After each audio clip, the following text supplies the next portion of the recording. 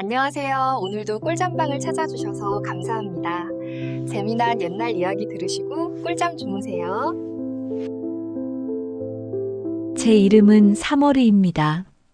아니, 이젠 월이라 불리지요. 하지만 이 이야기를 시작할 때만큼은 경상도 봉화 최진사 댁 여종이었던 3월이로 돌아가야 할 것 같습니다. 20살 되던 해봄이었습니다. 최진사 어르신이 병환으로 자리에 누우신 지 석 달째 온 집안이 조용히 그분의 임종을 기다리고 있었습니다. 저는 부엌에서 약다리는 일을 거들고 있었지요. 최진사 어르신은 본래 학식이 깊고 마음씨 온화하신 분이었습니다. 하지만 아드님과 마님은 달랐습니다. 욕심이 많고 사람을 함부로 대했지요. 특히 종들에게는 더욱 심했습니다.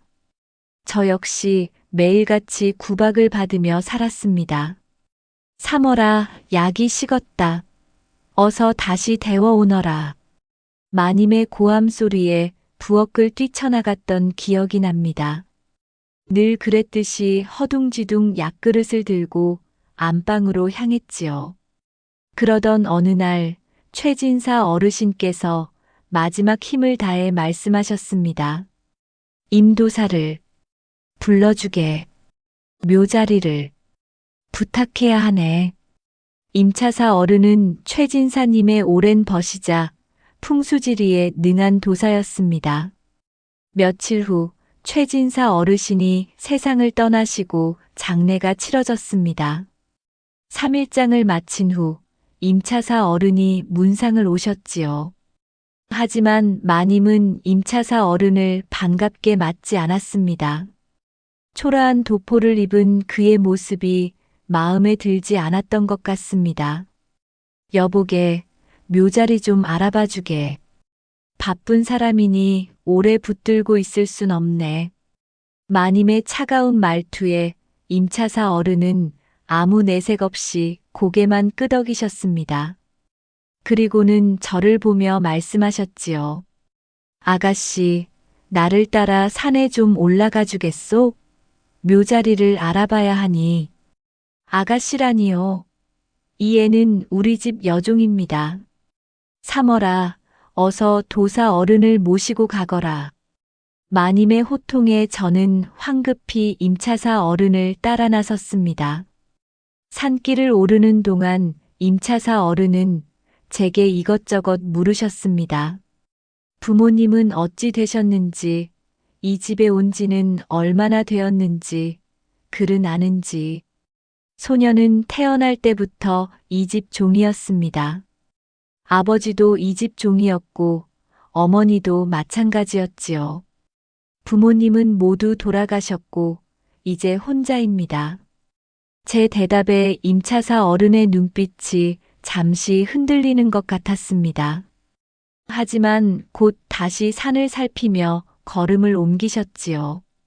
한참을 오르던 임차사 어른이 갑자기 걸음을 멈추셨습니다.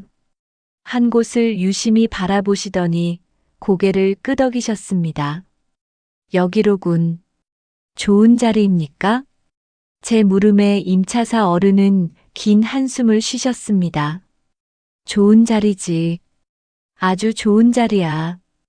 당대에 발복할 명당이라네.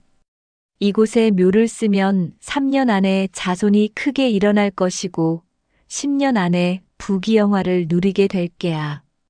저는 가슴이 두근거렸습니다.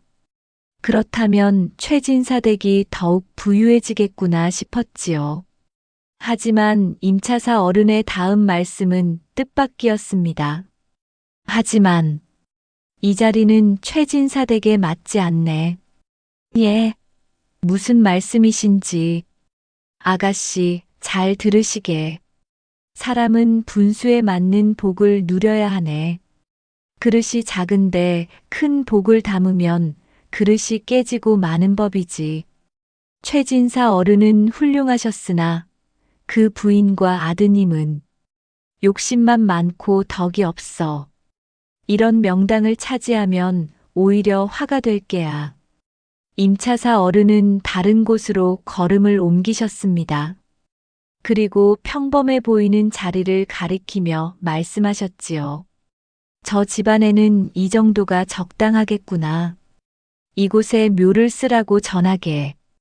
저는 고개를 끄덕였습니다. 하지만 마음 한구석에 임차사 어른이 처음 말씀하신 명당 자리가 남아 있었습니다.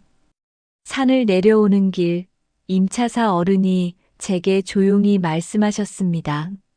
아가씨, 아까 그 자리를 기억하고 있는가? 예, 어른. 좋은 자리라네. 진짜 좋은 자리야. 하지만 그 복을 누릴 만한 사람이 차지해야 하네. 욕심 많은 이가 명당을 독차지하면 하늘이 허락지 않지. 임차사 어른은 제 눈을 똑바로 바라보셨습니다. 아가씨는 눈빛이 맑고 마음씨가 곱구나. 비록 지금은 천한 신분이지만 하늘은 그런 것을 따지지 않는다네. 사람의 마음을 보지. 그 말씀이 무슨 뜻인지 저는 알 수 없었습니다. 하지만 가슴 깊이 새겨두었습니다. 집으로 돌아와 마님께 말씀드렸습니다. 임차사 어른께서 묘자리를 알려주셨습니다. 뒷산 중턱의 소나무 아래라고 하셨습니다. 그게 좋은 자리냐? 그저 무난한 자리라고 하셨습니다. 마님은 불만스러운 표정을 지었지만 어쩔 수 없이 그곳에 묘를 썼습니다. 그날 밤 저는 잠을 이룰 수 없었습니다. 임차사 어른의 말씀이 계속 귓가에 맴돌았습니다. 사람은 분수에 맞는 복을 누려야 한다. 하늘은 신분을 따지지 않고 마음을 본다. 그리고 그 명당 자리, 당대에 발복한다는 그곳. 문득 돌아가신 아버지가 생각났습니다. 아버지는 이 집 뒷산 구석진 곳에 묻혀 계셨습니다. 종의 신분이었기에 제대로 된 묘도 쓰지 못하고 돌무더기만 올려놓은 곳이었지요. 만약에 아버지를 그 명당 자리로 모실 수 있다면, 그날부터 저는 한 가지 결심을 했습니다. 언젠가는 꼭 아버지를 그 명당 자리로 모시겠다고. 그리고 이 노비의 삶에서 벗어나겠다고. 하지만 그러려면 돈이 필요했습니다. 묘를 옮기는 데 드는 비용, 그리고 이곳을 떠날 여비. 저는 그날부터 악착같이 일했습니다. 밤늦게까지 바느질을 하고 새벽 일찍 일어나 물을 길었습니다. 마님 몰래 품을 팔기도 했지요. 한 푼, 두 푼 모으기 시작했습니다. 1년이 지나고 2년이 지났습니다. 마침내 3년째 되던 해, 저는 쌀 한 가마니와 은자 몇 냥을 모을 수 있었습니다. 그것으로 충분했습니다. 아버지의 묘를 옮기고 이곳을 떠날 수 있는 돈. 어느 달 밝은 밤 저는 결심했습니다. 더 이상 미룰 수 없다고. 이제 움직여야 한다고. 임차사 어른의 말씀이 다시 떠올랐습니다. 하늘은 신분을 따지지 않고 마음을 본다네. 저는 그 말을 믿기로 했습니다. 제가 비록 천한 여종의 몸이지만 정성을 다한다면 하늘이 외면하지 않으리라고. 그날 밤 저는 아무도 모르게 산으로 올라갔습니다. 달빛 아래서 아버지의 묘를 찾았고 혼자서 조금씩 흙을 파기 시작했습니다.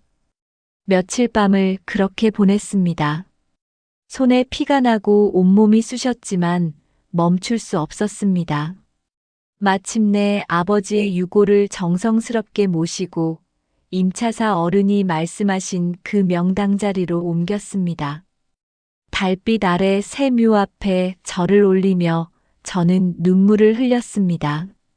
아버지, 이제 좋은 곳에 편히 계세요. 그리고 딸이 이 노비의 삶에서 벗어날 수 있도록 도와주세요.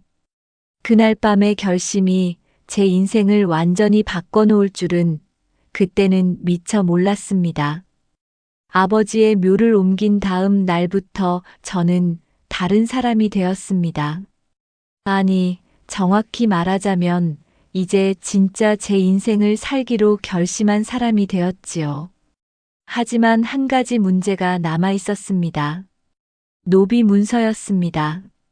제가 아무리 도망쳐도 그 문서가 있는 한 평생 쫓기며 살아야 했습니다.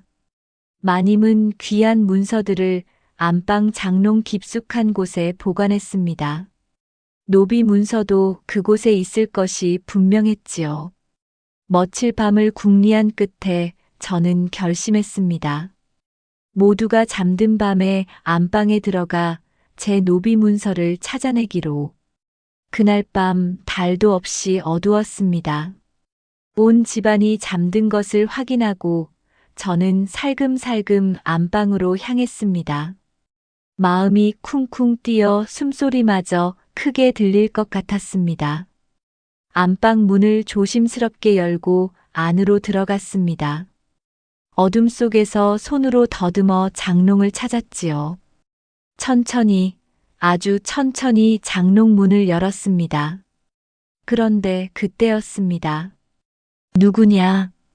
마님의 날카로운 목소리가 어둠을 찢었습니다.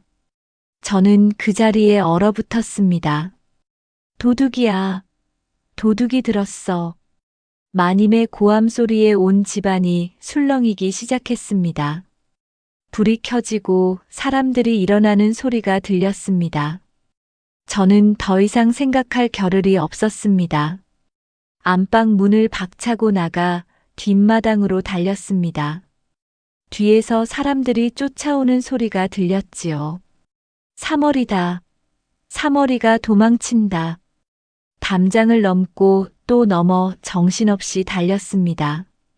숨이 턱까지 차올랐지만 멈출 수 없었습니다. 뒤를 돌아보니 횃불을 든 사람들이 저를 쫓아오고 있었습니다. 산으로, 골짜기로, 어디론가 계속 달렸습니다. 얼마나 달렸을까요? 발이 아프고 온몸이 땀으로 젖었지만 멈추지 않았습니다. 동이 트기 시작할 무렵 저는 깊은 산속 어딘가에 있었습니다. 뒤쫓는 소리는 더 이상 들리지 않았습니다. 나무 아래 주저앉아 한참을 숨을 고르며 생각했습니다. 이제 어떻게 해야 하나? 노비 문서도 찾지 못했는데. 하지만 돌아갈 수는 없었습니다. 돌아가면 혹독한 벌을 받을 것이 분명했으니까요. 그날부터 저의 긴 떠돌이 생활이 시작되었습니다. 처음 며칠은 산나물과 계곡물로 연명했습니다. 사람이 사는 마을은 피해 다녔지요. 혹시 최진사댁 사람들이 저를 찾으러 다닐까 두려워서였습니다. 일주일쯤 지났을까요? 배고픔을 더 이상 참을 수 없어 작은 마을로 내려갔습니다. 주막집 앞을 지나는데 주인 아주머니가 저를 불렀습니다. 아가씨, 어디서 왔소? 일손이 부족한데 며칠만 일해주면 밥이랑 잠자리를 주겠소. 저는 고맙게도 그 제안을 받아들였습니다. 하루 세 끼 밥을 먹을 수 있다니 그보다 좋은 일이 어디 있겠습니까? 하지만 주막일은 제가 생각했던 것보다 훨씬 고됐습니다. 아침 일찍부터 밤늦게까지 손님들의 시중을 들어야 했지요. 그것도 모자라 술 취한 사내들의 희롱을 견뎌야 했습니다. 아가씨, 이리 와서 술 한 잔 따라주게. 저는 그저 밤 나르는 일만 하기로 했습니다. 주제도 모르고 주막에서 일하면서 술상 시중도 못 들겠다는 게냐? 한 사내가 제 팔을 잡아 끌었습니다. 저는 뿌리치고 밖으로 나왔습니다. 주인 아주머니가 쫓아나오며 소리쳤습니다. 당장 들어와서 사과하지 못해. 손님한테 무례하게 굴면 어떡해. 죄송하지만 저는 그런 일은 못하겠습니다. 그럼 나가. 당장 나가란 말이야. 저는 그 주막을 떠났습니다. 며칠 동안 먹을 것도 제대로 못 먹고 또다시 길을 헤맸습니다. 다음 마을, 또 그 다음 마을. 어디를 가도 사정은 비슷했습니다. 여자 혼자 떠돌아다니는 것을 이상하게 여기는 사람들, 함부로 대하려는 사내들. 어느 날은 한 부잣집에서 일할 기회를 얻었습니다. 하지만 그 집 주인 영감이 밤마다 제 방문을 두드렸습니다. 저는 그곳도 떠나야 했지요. 또 어느 날은 길에서 도적을 만나 가진 것을 모두 빼앗겼습니다. 그나마 모아둔 돈마저 잃고 말았습니다. 추운 겨울밤 빈 사당에서 떨며 잠을 청할 때도 있었습니다. 배고픔에 쓰러질 것 같을 때도 있었습니다. 그럴 때마다 저는 생각했습니다. 이대로 포기하고 돌아갈까? 차라리 최진사댁 여종으로 사는 게 나았을까? 하지만 그때마다 아버지의 묘 앞에서 했던 맹세가 떠올랐습니다. 나는 더 이상 노비로 살지 않겠다. 내 운명은 내가 개척하겠다. 그리고 임차사 어른의 말씀도 하늘은 신분을 따지지 않고 마음을 본다네. 그 말을 믿었습니다. 아니, 믿고 싶었습니다. 석 달이 넘는 떠돌이 생활 끝에 저는 마침내 강원도 깊은 산골에 이르렀습니다. 그곳에서 한 주막집을 발견하고 들어갔습니다. 이번에는 정직하게 말했습니다. 주인 어른, 저는 집을 나온 지 석 달이 넘었습니다. 갈 곳도 없고 가진 것도 없습니다. 술 시중은 못 들지만 설거지며 청소며 무슨 일이든 열심히 하겠습니다. 잠자리와 하루 한 끼만 주십시오. 주막 주인은 한참을 저를 바라보더니 고개를 끄덕였습니다. 그래, 보아하니 사연이 있는 것 같구나. 일단 며칠 지켜보고 결정하지. 그렇게 저는 그 주막에서 일하기 시작했습니다. 새벽부터 밤까지 쉬지 않고 일했습니다. 설거지, 청소, 빨래, 나무하기. 무슨 일이든 마다하지 않았습니다. 주막 주인 내외는 착한 사람들이었습니다. 제게 따뜻하게 대해주었고 굳은 일도 억지로 시키지 않았습니다. 한 달쯤 지났을 때 주막 주인이 말했습니다. 아가씨, 우리 집에서 계속 일하겠소? 품삯은 많이 못 주지만 밥은 세 끼 챙겨주고 방도 따로 주겠소. 감사합니다, 주인 어른. 그렇게 저는 그곳에 정착했습니다. 하지만 여전히 불안했습니다. 언제 최진사댁 사람들이 저를 찾아올지 모른다는 두려움, 그리고 노비 문서가 남아있다는 사실. 밤마다 악몽을 꾸었습니다. 포졸들이 저를 잡으러 오는 꿈, 다시 최진사댁 종살이를 하는 꿈. 그럴 때마다 아버지의 묘가 있는 명당을 떠올렸습니다. 아버지, 저를 지켜주세요. 제가 이렇게 고생하는 것이 헛되지 않게 해주세요. 세월은 흘러갔습니다.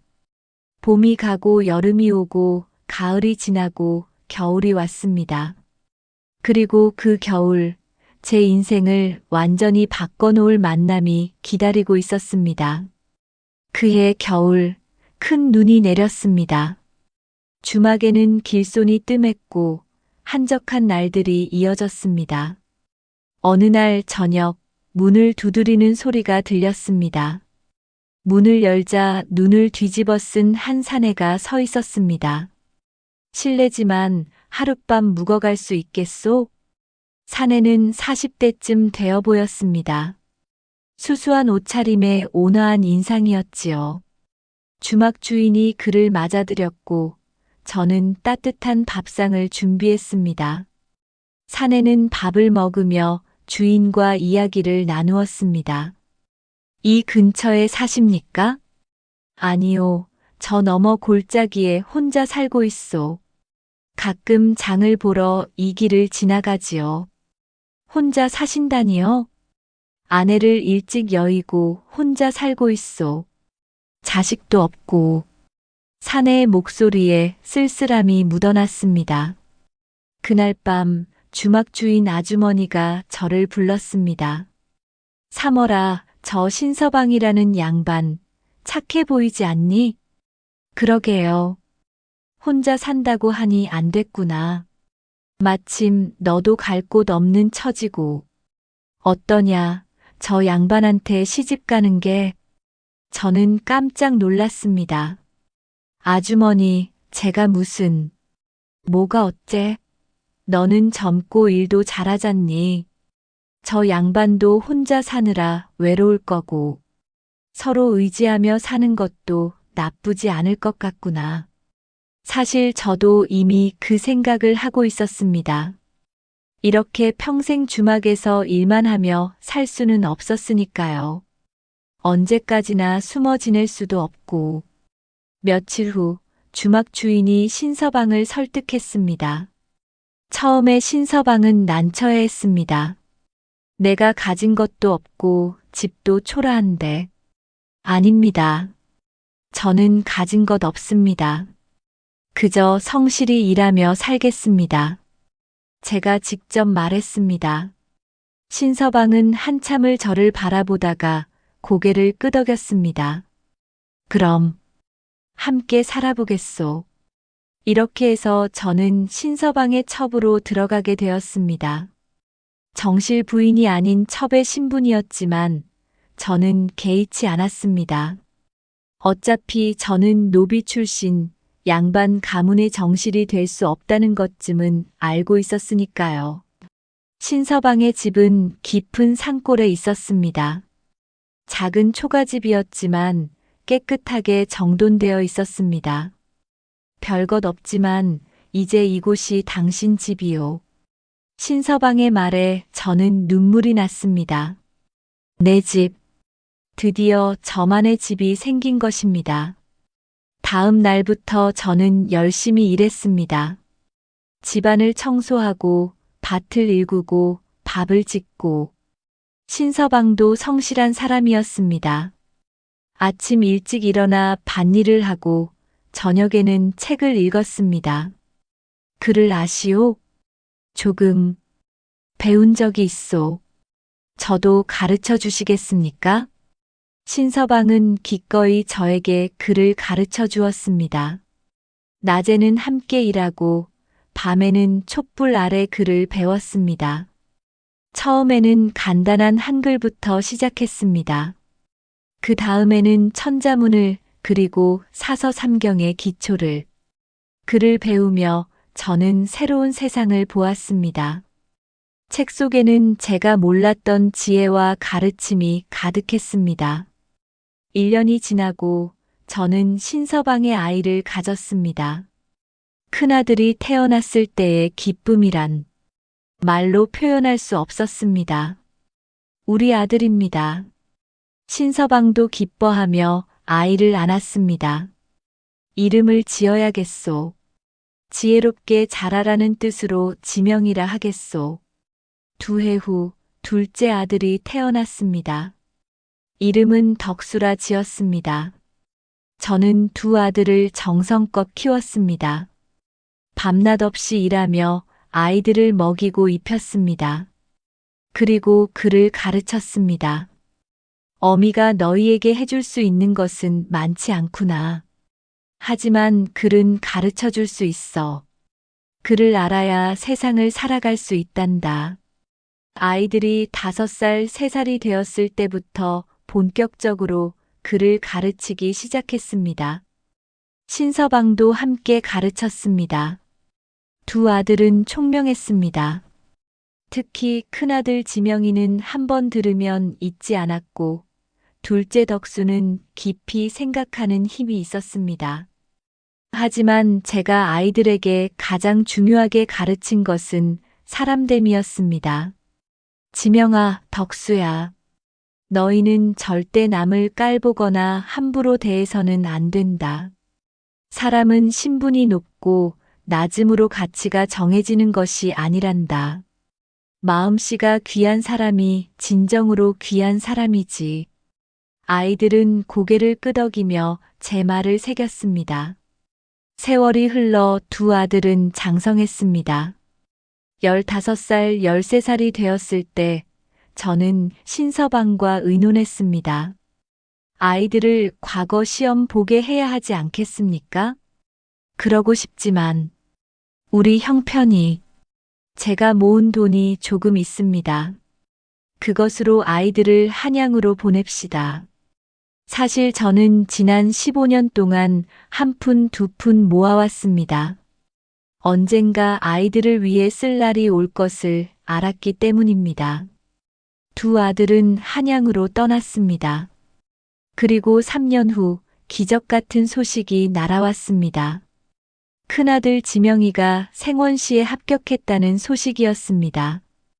2년 후에는 둘째 덕수도 진사시에 합격했습니다. 온 마을이 축하해 주었습니다. 산골의 가난한 집안에서 두 아들이 모두 과거에 급제했으니 대단한 일이었지요. 하지만 이것은 시작에 불과했습니다. 큰아들 지명이는 문과에 급제하여 성균관에 들어갔고 28세에 정원이 되었습니다. 둘째 덕수도 뒤를 이어 문과에 급제하여 승정원의 주서가 되었습니다. 집안은 하루아침에 달라졌습니다. 큰 기와집을 마련했고 종들도 생겼습니다. 마을 사람들은 저를 보면 마님이라 불렀습니다. 하지만 저는 늘 조심했습니다. 교만하지 않으려 애썼고 이웃들에게 늘 겸손하게 대했습니다. 그리고 마침내 때가 왔습니다. 두 아들이 모두 집에 모인 어느 날 저녁, 저는 그들을 불러 모았습니다. 지명아, 덕수야. 너희에게 해야 할 이야기가 있다. 무슨 말씀이십니까, 어머니? 어머니는 본래 경상도 봉화 최진사댁의 여종이었단다. 두 아들의 얼굴이 굳었습니다. 여종이라니요. 그래, 천한 종의 몸이었지. 하지만 어머니는 그 운명을 받아들이지 않았어. 도망쳐 나와 너희 아버지를 만났고 너희를 낳았단다. 저는 그간의 모든 이야기를 들려주었습니다. 임차사 어른을 만난 일, 아버지의 묘를 명당으로 옮긴 일, 도망친 일, 고생한 일. 두 아들은 눈물을 흘리며 들었습니다. 어머니, 신분이 천했던들 어떠하냐? 어머니는 하늘이 주신 기회를 놓치지 않았고 스스로 복을 불러왔단다. 너희도 기억하거라. 사람은 신분이 아니라 그 사람됨으로 평가받는다는 것을. 그리고 절대 남을 함부로 대하지 말거라. 큰아들 지명이가 말했습니다. 어머니, 어머니야말로 진정으로 귀한 분이십니다. 신분이 무엇입니까? 어머니의 지혜와 용기가 저희를 이 자리에 있게 했습니다. 둘째 덕수도 고개를 끄덕였습니다. 평생 어머니의 가르침을 잊지 않겠습니다. 그날 밤 저는 평생 처음으로 마음 편히 잠들었습니다. 천한 여종 삼월이는 이제 없었습니다. 이제 저는 두 아들의 어머니 원리였습니다. 그리고 그 모든 것은 명당 한 자리와 포기하지 않은 용기에서 시작되었습니다. 선비 변선과 여인의 이야기. 제 이름은 변선입니다. 25살 되던 해 가을, 과거 시험을 보러 한양으로 가던 길이었습니다. 고향은 전라도 남원 대대로 선비 집안이었지만 벼슬을 한 사람은 없었습니다. 아버지께서 평생 소원이 아들이 과거에 급제하여 벼슬길에 오르는 것을 보는 것이라 하셨지요. 선아, 이번에는 꼭 급제해야 한다. 우리 집안의 명예가 내 손에 달렸구나. 아버지의 당부를 가슴에 새기고 길을 떠났습니다. 책 몇 권과 옷가지를 보따리에 넣고 노자돈 몇 냥을 품에 품었습니다. 한양까지는 보름 이상 걸리는 먼 길이었습니다. 하루를 걷고 또 하루를 걷고 가끔 주막에서 묵기도 하고 때로는 빈 사당에서 밤을 지새우기도 했습니다. 충청도 공주에 이르렀을 때였습니다. 가을 하늘이 유난히 맑고 높았던 날이었지요. 아, 날씨가 참 좋구나. 마음까지 상쾌해져서 발걸음을 재촉했습니다. 오늘 안으로 공주 읍내에 도착하면 좋은 주막에서 하루 묵어갈 생각이었습니다. 그런데 갑자기 하늘이 어두워지기 시작했습니다. 먹구름이 몰려오더니 순식간에 사방이 캄캄해졌습니다. 이런, 비가 오려나 보구나. 서둘러 걸음을 옮겼지만 때는 늦었습니다. 굵은 빗방울이 후두둑 떨어지기 시작하더니 이내 억수같이 쏟아졌습니다. 어디 비를 피할 곳이. 주위를 둘러보니 길가에 옹기를 굽는 가마가 보였습니다. 큰 가마통이 비어 있었지요. 저는 주저하지 않고 그 안으로 뛰어들었습니다. 가마 안은 좁았지만 비는 피할 수 있었습니다. 숨을 고르며 젖은 옷을 털고 있는데, 아! 작은 비명소리에 고개를 들었습니다. 그리고 그 순간 저는 얼어붙었습니다. 가마 안구석에 한 여인이 앉아 있었던 것입니다. 달빛 같은 피부에 버들잎 같은 눈썹, 앵두 같은 입술. 이렇게 아름다운 여인은 처음 보았습니다. 죄송합니다. 누가 계신 줄 몰랐습니다. 저는 얼른 밖으로 나가려 했습니다. 하지만 밖에서는 여전히 비가 폭포수처럼 쏟아지고 있었습니다. 괜찮습니다. 비가 이렇게 오는데 어디로 가시겠어요? 함께 비를 피하시지요. 여인의 목소리는 맑았습니다. 하지만 저는 난처했습니다. 낯선 남녀가 이렇게 좁은 곳에 단둘이 있다니. 하지만 저도 친정 다녀오는 길에 비를 만나 여기 피해 있었어요. 선비님도 어서 앉으세요. 여인이 자리를 비켜주었습니다. 저는 어쩔 수 없이 가마 안으로 들어가 구석에 앉았습니다. 좁은 공간에 두 사람이 앉으니 서로의 숨소리까지 들릴 정도였습니다. 어색한 침묵이 흘렀습니다. 밖에서는 빗소리만 요란했습니다. 천둥이 치고 번개가 번쩍였습니다. 먼 길 가시나 봐요. 여인이 먼저 말을 걸었습니다. 예, 한양으로 과거 보러 가는 길입니다. 아, 그러시군요. 저는 친정 어머니께서 편찮으시다고 해서 다녀오는 길이에요. 어머님께서 많이 편찮으십니까? 다행히 좀 나아지셨어요. 그래도 며칠 더 있다가 올까 했는데 남편이 기다릴까 싶어서. 남편이라는 말에 제 가슴이 철렁했습니다. 그렇지요. 이렇게 아름다운 여인이 어찌 시집을 안 갔겠습니까? 여인이 보따리에서 무언가를 꺼냈습니다. 시장하시겠어요? 이거라도 드세요. 찹쌀떡이었습니다. 어머니가 싸주신 것이라 했습니다. 아닙니다. 제가 어떻게... 괜찮아요. 어차피 저 혼자 먹기엔 너무 많아요. 나눠 먹어요. 여인이 떡을 반으로 나눠 제게 건넸습니다. 저는 고맙게 받아 먹었습니다. 달콤하고 부드러운 맛이었습니다. 맛있습니다. 다행이네요. 여인이 미소 지었습니다. 그 미소가 너무나 아름다워서 저는 눈을 돌릴 수가 없었습니다. 빗소리만 들리는 좁은 공간, 은은한 여인의 향기, 그리고 어둠 속에서도 빛나는 듯한 그녀의 모습. 제 마음이 흔들리기 시작했습니다. 이건 이건 안 되는 일이야. 저분은 남의 아내가 아닌가. 하지만 제 손은 어느새 여인 쪽으로 움직이고 있었습니다. 여인도 제 마음을 눈치챘는지 조금씩 물러났습니다. 하지만 가마가 워낙 좁아서 더 이상 물러날 곳이 없었습니다. 저는 여인의 손을 잡으려 했습니다. 그 순간 여인이 조용히 말했습니다. 선비님, 예. 제 이야기를 들어주시겠어요?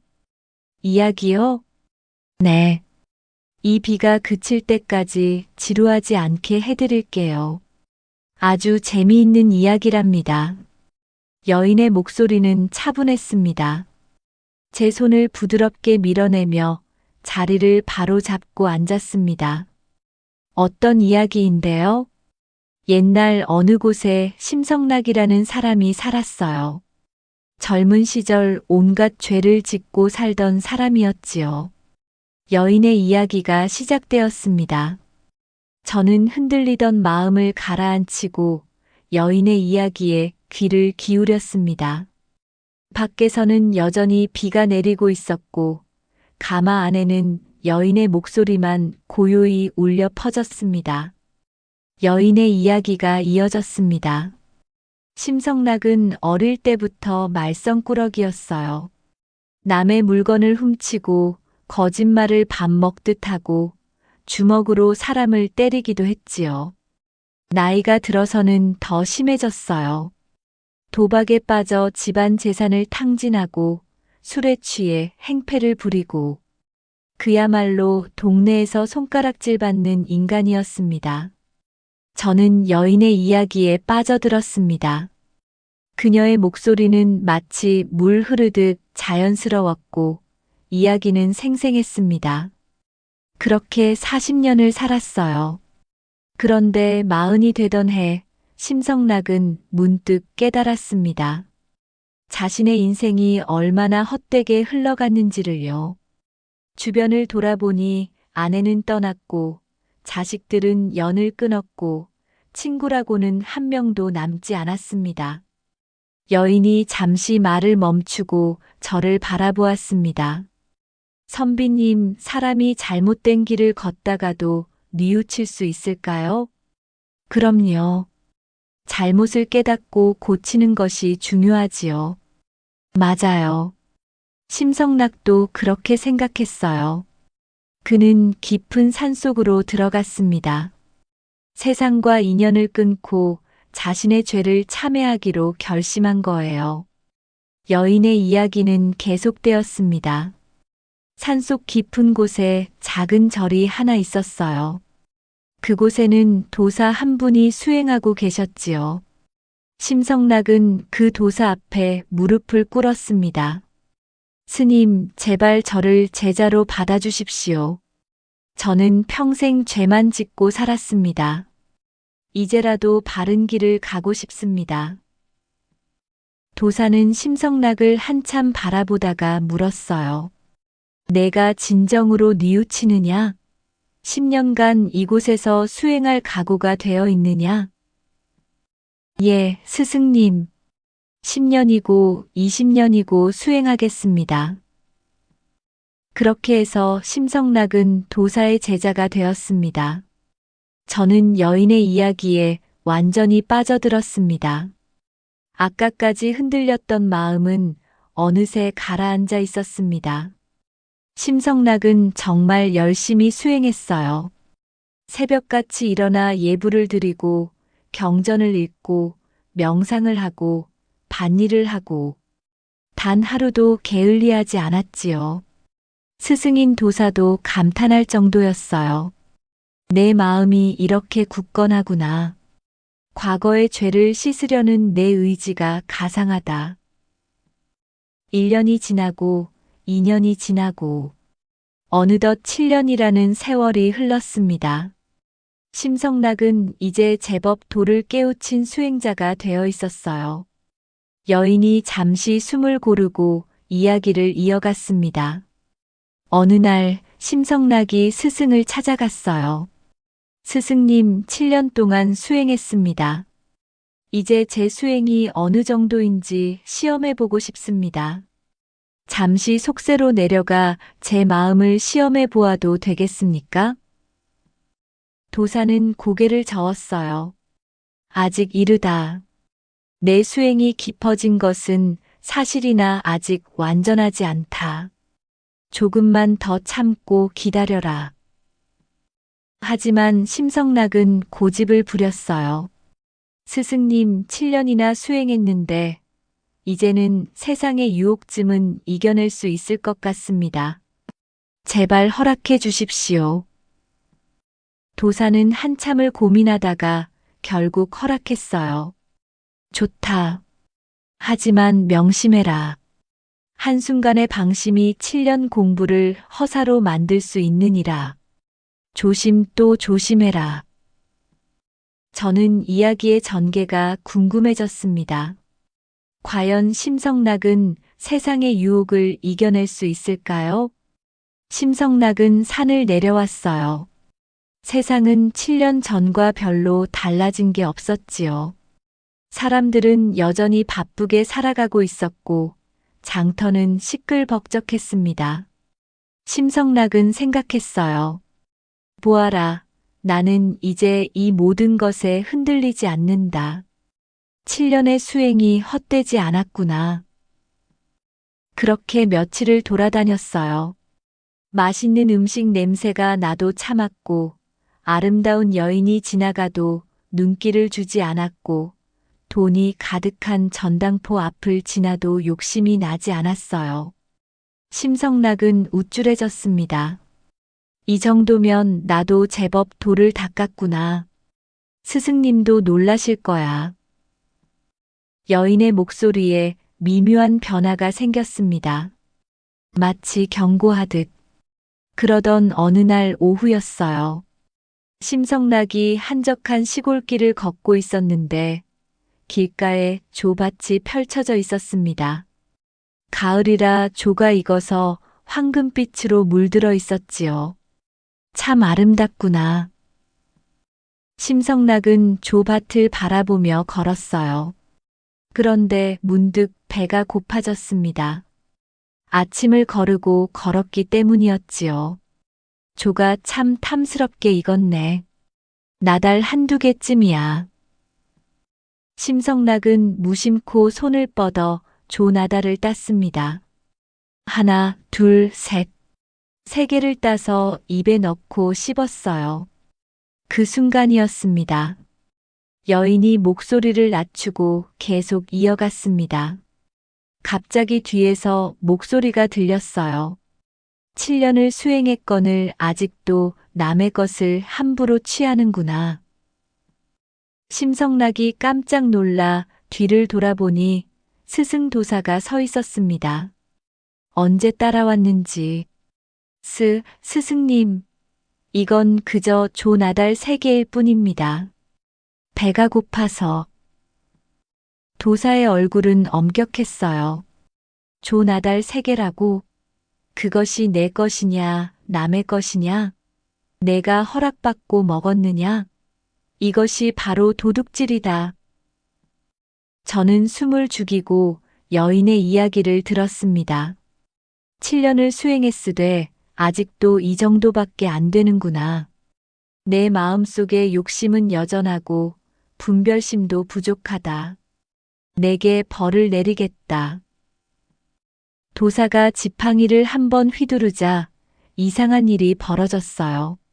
심성락의 몸이 변하기 시작한 것입니다. 손과 발은 소의 다리가 되고 얼굴은 소 얼굴이 되고 순식간에 심성락은 소로 변해버렸습니다. 아니, 이게 무슨... 심성락은 말을 하려 했지만 입에서 나온 것은 음매하는 소 울음소리 뿐이었어요. 밖에서 천둥이 쳤습니다. 저는 오싹한 느낌이 들었습니다. 도사가 말했어요. 넌 이제 3년간 소로 지내야 한다. 이 조밭 주인 집에서 일하며 내가 먹은 조나탈 3개의 값을 갚아라. 그리고 진정한 수행이 무엇인지 깨달아라. 그렇게 말하고는 도사는 사라져버렸습니다. 여인이 잠시 말을 멈추고 저를 바라보았습니다. 선비님, 7년을 수행한 사람도 조나탈 세계의 유혹을 이기지 못했어요. 하물며 그 말에 담긴 뜻을 저는 알 수 있었습니다. 여인의 이야기는 계속되었습니다. 소가 된 심성락은 조밭 주인을 찾아갔어요. 아니, 정확히는 저절로 그 집으로 발걸음이 향했지요. 마치 보이지 않는 힘에 이끌리듯. 조밭 주인은 조서방이라는 사람이었어요. 가난한 농부였지요. 아침 일찍부터 밤늦게까지 일해도 가족들 먹여 살리기 빠듯한 형편이었습니다. 조서방이 밭에 나왔다가 소를 발견했어요. 이게 누구 소지? 주인도 없이 왜 여기 있는 거야? 하지만 아무리 기다려도 주인은 나타나지 않았어요. 조서방은 고민하다가 소를 집으로 끌고 왔습니다. 일단 주인이 나타날 때까지 우리 집에서 돌보자. 그런데 이 소가 보통 소가 아니었어요. 밭을 가는데 다른 소보다 3배는 빨랐고 짐을 나르는데 2배는 많이 실을 수 있었어요. 게다가 영리하기까지 했지요. 사람 말을 알아듣는 것 같았어요.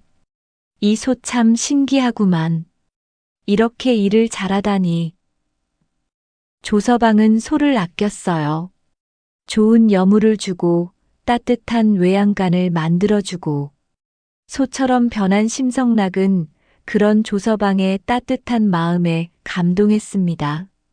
저는 여인의 이야기에 완전히 빠져들어 있었습니다. 아까의 흔들렸던 마음은 온데간데 없었습니다. 1년이 지나고 2년이 지났어요. 심성락 덕분에 조서방 집은 점점 부유해졌습니다.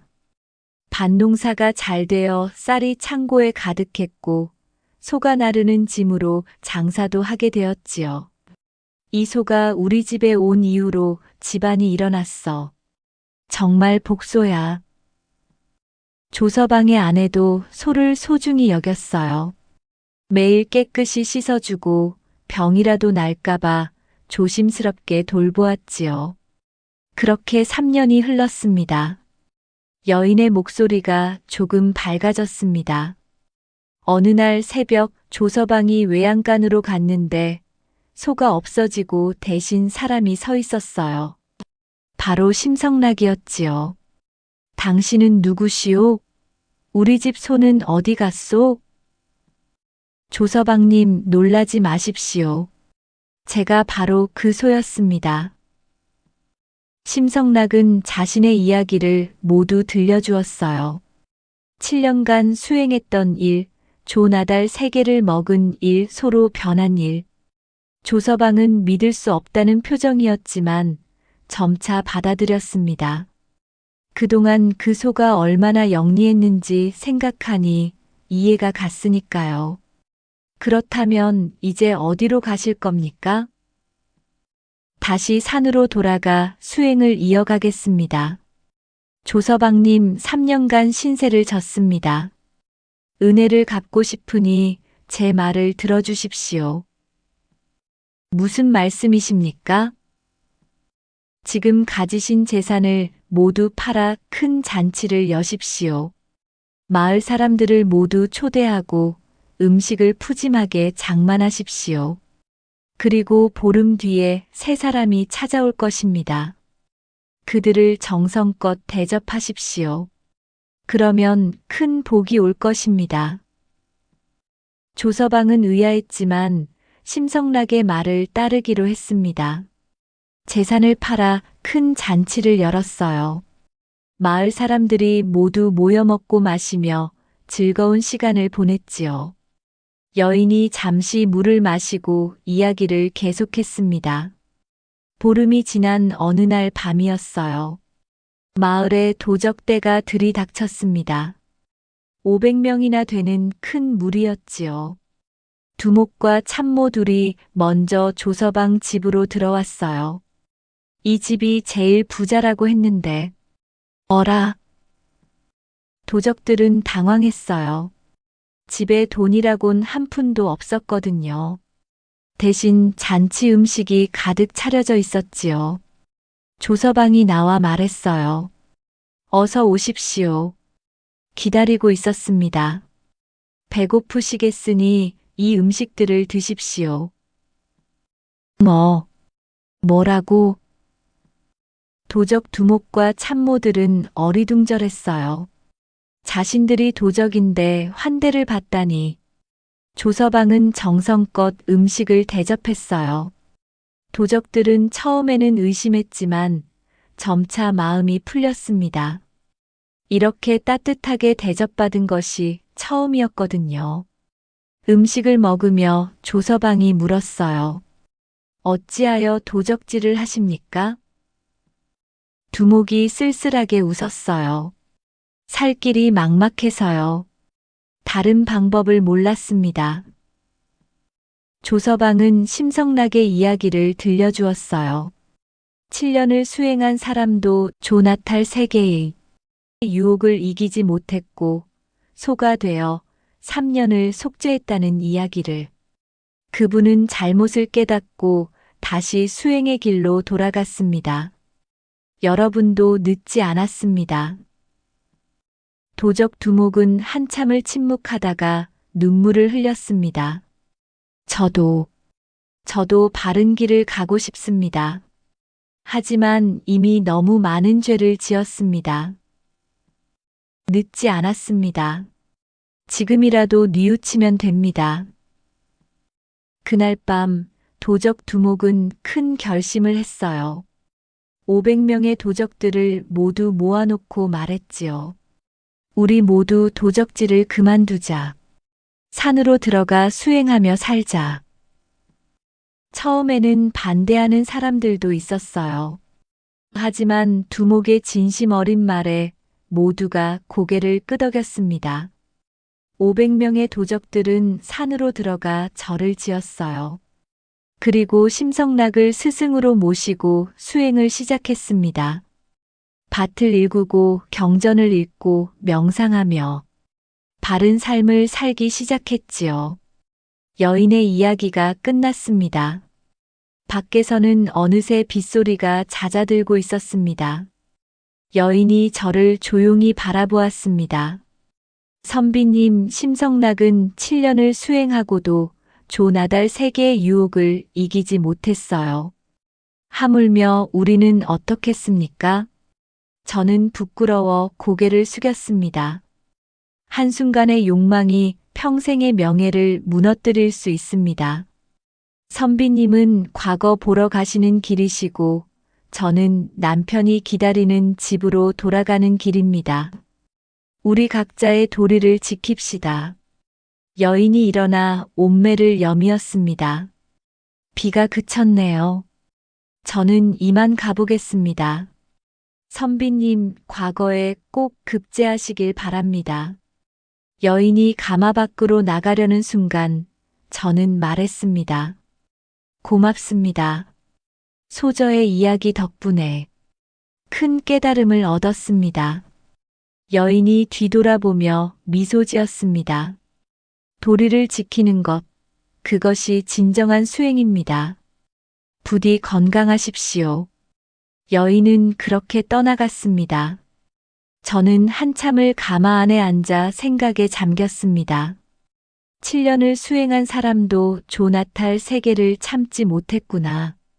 나는 아무런 수행도 하지 않았으면서 어찌 그보다 나을 수 있겠는가. 저는 그날의 교훈을 평생 잊지 않았습니다. 훗날 과거에 급제하여 벼슬길에 올랐지만 그날 옹기 가마 안에서 들은 이야기는 늘 제 마음속에 남아 있었습니다. 한순간의 욕망을 이기는 것, 도리를 지키는 것, 그것이 진정한 선비의 길이었습니다. 그리고 그 교훈을 가르쳐준 이름 모를 여인에게 저는 지금도 감사하고 있습니다. 손진사의 보쌈 이야기. 손진사의 뜻밖의 복. 제 이름은 손진사입니다. 본관은 밀양, 전라도 장수연의 대대로 살아온 양반 집안이지요. 하지만 양반이라는 이름만 있을 뿐 가진 것은 아무것도 없었습니다. 20살 되던 해봄, 아내 덕분에 진사시험에 합격했습니다. 아내는 저보다 3살 위였습니다. 집안이 가난하여 장가를 못 가고 있던 저를 불쌍히 여긴 아버지 친구분이 딸을 며느리로 보내주셨지요. 선아, 미안하구나.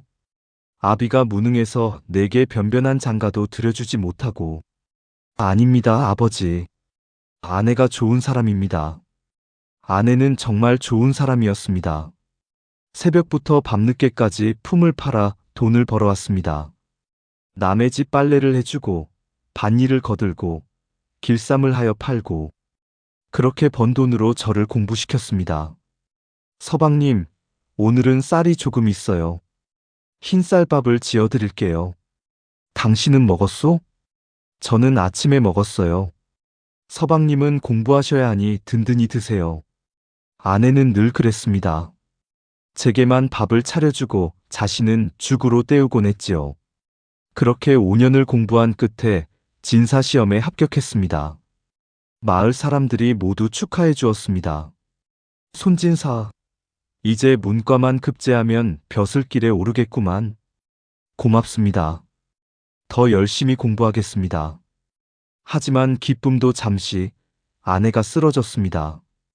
오랜 무리가 쌓여 지병이 도진 것이었습니다. 서방님, 제가 문과 급제하는 것을 보지 못하고 가는 것 같아 죄송해요. 무슨 소리요? 당신은 곧 나을 거요. 내가 약을 구해올 테니. 하지만 약을 살 돈이 없었습니다. 집에 있는 것을 팔아도 턱없이 모자랐습니다. 결국 아내는 25살 젊은 나이에 세상을 떠났습니다. 당신, 미안하오. 내가 무능해서 당신을 이렇게 보내게 되었소. 저는 아내의 무덤 앞에서 사흘밤을 울었습니다. 그렇게 25살의 호라비가 되었습니다. 문과 공부는 계속할 수 없었습니다. 먹고 살아야 했으니까요. 저는 마을에 작은 서당을 열었습니다. 아이들을 가르치며 근근히 살아가야겠구나. 서당에는 10명 남짓한 아이들이 왔습니다. 가난한 집 아이들이라 학비도 제대로 받을 수 없었지요. 진사님, 이번 달은 쌀이 없어서 학비를. 괜찮습니다. 다음에 주십시오. 그렇게 또 몇 년이 흘렀습니다. 제가 사는 마을에서 조금 떨어진 곳에 과부 유 씨가 살고 있었습니다. 젊은 나이에 남편을 여의고 수절하며 지내는 여인이었지요. 처음 그녀를 본 것은 장터에서였습니다. 깨끗한 치마 저고리의 단정한 모습, 그리고 맑은 눈빛. 한눈에 마음이 끌렸습니다. 저분이 과부 유 씨로구나. 마을 사람들은 유 씨를 칭찬했습니다. 인품도 좋고 살림도 잘하고 참 훌륭한 여인이야. 맞아. 수절하며 혼자 사는데 흠잡을 데가 없어. 저는 유 씨를 멀리서 보기만 했습니다. 감히 다가갈 수 없었습니다. 저는 가난한 호라비 선비일 뿐이었으니까요. 하지만 마음은 어쩔 수 없었습니다. 장터에 나가면 저도 모르게 그녀를 찾았고 그녀가 지나가는 길목에서 기다리기도 했습니다. 이러면 안 되는데. 나 같은 사람이 감히. 어느 날은 용기를 내어 말을 걸어볼까 생각했습니다. 하지만 막상 그녀가 가까이 오면 입이 떨어지지 않았습니다. 안녕하십니까? 겨우 인사만 하고 돌아서곤 했습니다. 그렇게 1년이 지나고 2년이 지났습니다. 저는 여전히 가난한 서당 훈장이었고 유 씨는 여전히 수절하는 과부였습니다. 30살이 되던 해 가을이었습니다. 어느 날 저녁 서당 문을 정리하고 있는데 누군가 찾아왔습니다. 진사님 계십니까? 문을 열어보니 과부 유 씨가 서 있었습니다. 저는 깜짝 놀라 말을 더듬었습니다. 유소저. 무슨 일로? 진사님께 부탁드릴 일이 있어서 왔습니다. 부탁이요? 네. 집에 무거운 짐이 있는데 옮겨야 하거든요. 도와주실 수 있으신지. 아, 그럼요. 당연히 도와드리지요. 저는 너무 기뻐서 얼른 대답했습니다. 유 씨와 함께 걸을 수 있다니. 이보다 좋은 일이 어디 있겠습니까? 유 씨의 집으로 가는 길, 저는 가슴이 콩닥콩닥 뛰었습니다. 뭐라고 말을 걸어야 할지 몰라 그저 옆에서 걸었습니다. 날씨가 좋네요. 유 씨가 먼저 말을 걸었습니다. 아, 네. 정말 좋습니다. 서당에 아이들이 많나요? 10명 정도 됩니다. 다들 착한 아이들이지요. 진사님께서 잘 가르치시나 봐요. 마을 사람들이 칭찬이 자자합니다. 저는 얼굴이 화끈거렸습니다.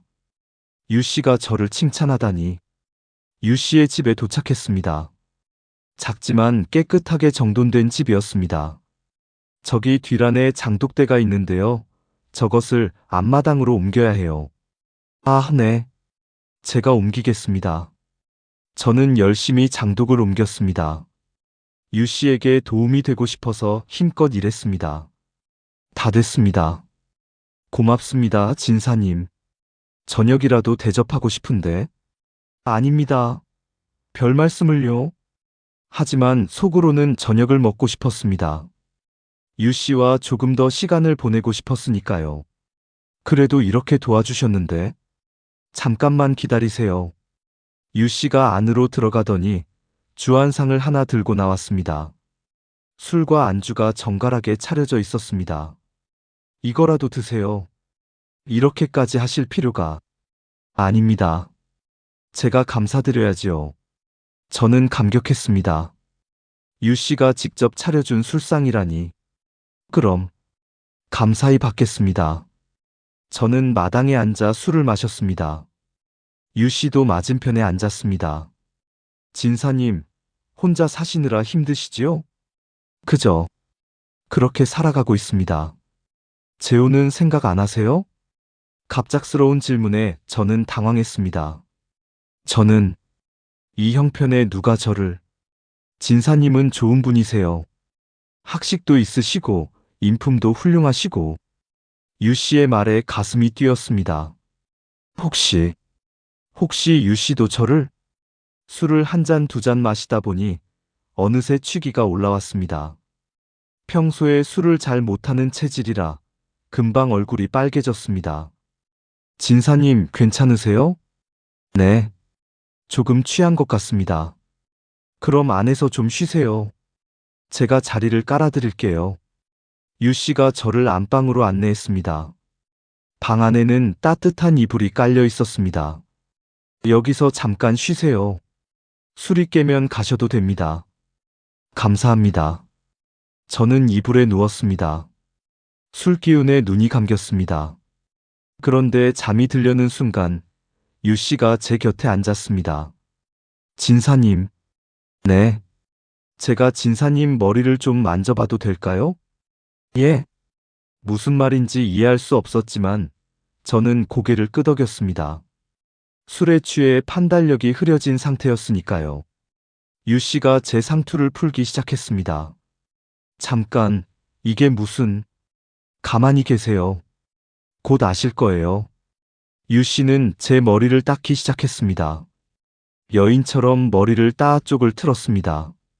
이게 대체... 그리고는 여자 옷을 가져와 제게 입혔습니다. 저는 술에 취해 제대로 저항도 못했습니다. 유소저, 도대체 왜 이러시는 겁니까? 진사님, 조용히 계세요. 이것이 진사님을 위한 일입니다. 유 씨는 저를 이불로 꽁꽁 싸맸습니다. 마치 보따리처럼. 움직이지 마세요. 제발 조용히 계셔야 합니다. 유 씨가 불을 끄고 방을 나갔습니다. 저는 이불 속에서 어리둥절해 있었습니다. 이게 대체 무슨 일이지? 꿈인가? 한참이 지났습니다. 밖에서 인기척이 들렸습니다. 여러 사람의 발소리. 그리고 갑자기 방문이 벌컥 열렸습니다. 여기다. 어서 가마에 싣자. 몇 사람이 들이닥쳐 이불에 쌓인 저를 번쩍 들어 올렸습니다. 소리를 지르려 했지만 입이 막혀 있어 소리가 나오지 않았습니다. 저는 가마에 실려 어둠 속을 달렸습니다. 이게 보쌈이구나. 내가 과부 유씨로 오인되어 보쌈당하고 있구나. 그제야 모든 것이 이해되었습니다. 여장을 시킨 이유, 이불로 감싼 이유. 하지만 이미 늦었습니다. 저는 속수무책으로 끌려가고 있었습니다. 가마는 한참을 달렸습니다. 얼마나 갔을까요? 시간 감각이 없었습니다. 이불에 쌓인 채 가마 안에서 이리저리 흔들렸습니다. 이걸 어쩌나? 이대로 가면 큰일 나는데. 하지만 어쩔 도리가 없었습니다. 이불이 너무 단단히 감겨 있어 움직일 수도 없었고, 입도 막혀 있어 소리도 지를 수 없었습니다. 술 기운도 아직 가시지 않아 머리가 멍했습니다. 마침내 가마가 멈췄습니다. 도착했다. 어서 안으로 들여라. 저는 가마에서 내려져 어딘가로 옮겨졌습니다. 큰 집인 것 같았습니다. 기와집 특유의 냄새가 났으니까요. 여기 방에 눕혀라. 사람들이 저를 방 안에 눕혔습니다. 그리고 이불을 풀기 시작했습니다. 어라? 이게... 아니, 이 사람 남자 아닌가? 뭐라고? 혼란스러운 목소리들이 들렸습니다.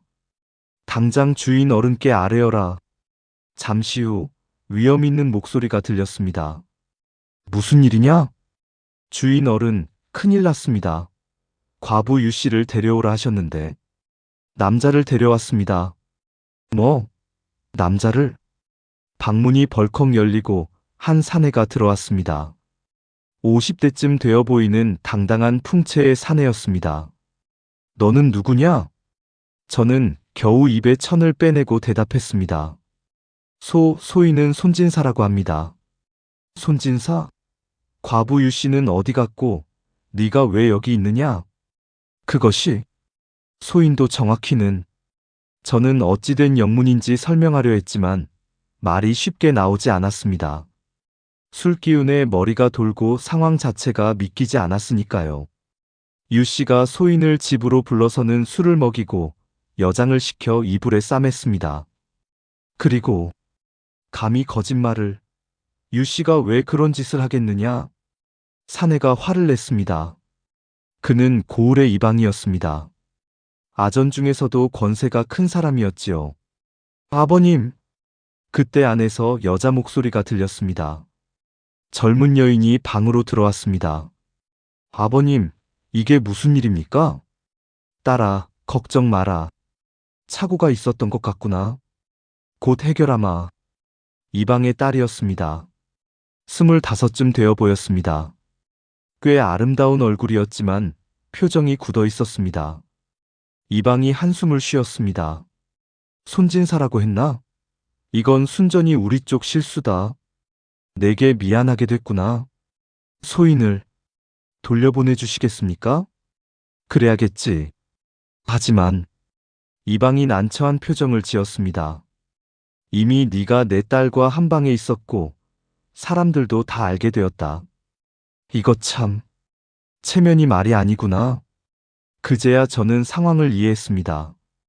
이방은 딸의 혼처를 구하지 못해 과부 유씨를 보쌈에 오려 했던 것입니다. 하지만 잘못하여 저를 데려온 것이고... 죄송합니다, 이방 어른. 하지만 저는 정말... 알겠네. 내 잘못이 아니지. 우리가 실수한 거니까. 이방이 딸을 돌아보았습니다. 딸아, 미안하구나. 아비가 너무 성급했다. 딸은 아무 말 없이 고개만 숙이고 있었습니다. 오늘 밤은 늦었으니 일단 여기서 쉬게. 내일 아침 집으로 보내주마. 이방이 나가려는데 딸이 말했습니다. 아버님, 왜 그러느냐? 저 이미 이렇게 되었는데. 그냥 이분과... 뭐라고? 딸의 얼굴이 빨개졌습니다. 제 나이가 벌써 25입니다. 이방 어른의 딸이라고 모두들 함부로 청혼도 못하고 이렇게 세월만 흘러갔습니다. 차라리... 이방이 딸을 바라보았습니다.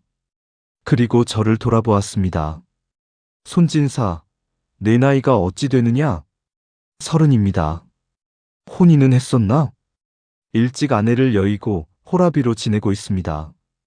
직업은 서당 훈장을 하고 있습니다.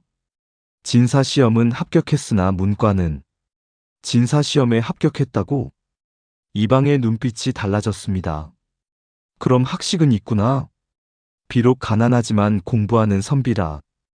이방이 한참을 생각하더니 말했습니다. 손진사, 내 딸과 혼인할 생각이 있느냐? 예. 저는 귀를 의심했습니다. 내 딸이 혼기를 놓쳤다. 이방의 딸이라 다들 함부로 청혼하지 못하고 나 역시 사위감을 너무 까다롭게 골랐다. 그러는 사이 딸의 나이가 25이 되어버렸지. 이방이 한숨을 쉬었습니다. 오늘 일이 비록 실수로 벌어진 일이지만 이것도 인연이 아니겠느냐? 네가 우리 딸과 혼인한다면 내가 혼수를 넉넉히 해주마. 저는 어안이 벙벙했습니다. 이게 꿈인가 생시인가. 하지만 소인은 가난한 선비일 뿐입니다. 진사시험에 합격했으면 충분하다. 앞으로 문과에 급제할 수도 있지 않겠느냐? 학식 있는 선비면 되었다. 이방의 딸이 저를 바라보았습니다. 수줍은 표정이었습니다. 손진사님, 저는 좋습니다. 저는 가슴이 콩닥거렸습니다. 이 아름다운 여인이 저와 혼인하겠다니. 하지만 소인은 생각할 시간을 주마. 내일 아침까지 결정하게. 이방이 나가고 저는 딸과 단둘이 남았습니다. 어색한 침묵이 흘렀습니다. 손진사님. 네. 저도 처음에는 아버지가 하시는 일이 싫었어요. 보쌈이라니. 말도 안 되는 일이잖아요. 딸이 조용히 말했습니다. 하지만 제 처지도 난처해요. 25에 시집도 못 가고. 사람들이 뭐라고 하는지 아세요? 이방의 딸이라고 교만하다고, 눈이 높다고. 사실 저는 그저 평범하게 살고 싶었을 뿐인데. 딸의 눈에 눈물이 맺혔습니다. 저는 마음이 움직였습니다. 이 여인도 저처럼 외로웠던 것입니다. 소저. 네. 소인도 혼자 살기 외로웠습니다. 과부 유씨를 흠모하며 몇 년을 보냈지만 감히 다가가지 못했습니다. 가난한 제 처지가 부끄러웠으니까요. 하지만 오늘 이렇게 소저를 만났습니다. 이것도 인연이겠지요. 딸이 고개를 들어 저를 바라보았습니다. 그럼 소인이 비록 가난하지만 성실히 살겠습니다. 소저를 행복하게 해드리겠습니다. 딸이 미소 지었습니다. 처음으로 환하게 웃는 얼굴이었습니다. 그날 밤 저희는 많은 이야기를 나누었습니다. 서로의 지난 삶에 대해, 꿈에 대해, 앞으로의 바람에 대해. 그리고 어느새 둘 다 술기운과 피곤함에 잠이 들었습니다. 다음 날 아침 햇살에 눈을 떴습니다. 어젯밤 일이 꿈만 같았지만 옆에 누워 자고 있는 여인을 보니 현실이었습니다. 저는 조심스럽게 일어나 밖으로 나왔습니다. 큰 기와집이었습니다. 마당도 넓고 집도 웅장했습니다. 일어났구나, 손진사. 이방이 마루에 앉아 저를 기다리고 있었습니다. 예, 이방 어른. 생각은 해보았느냐? 예. 소인이 비록 보잘것없지만 따님을 잘 모시겠습니다. 이방이 흡족한 표정을 지었습니다.